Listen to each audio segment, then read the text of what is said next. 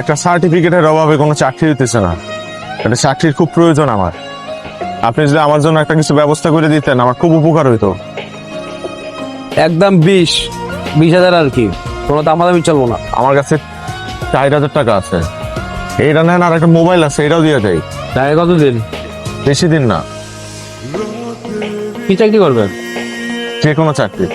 চাটা পরে বানাইস কেমন লাগান?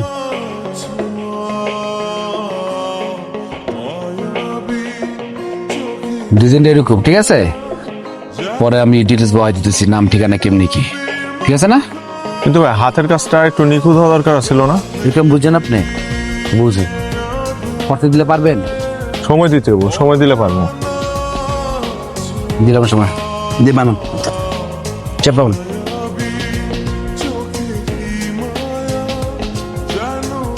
ভাই এই যে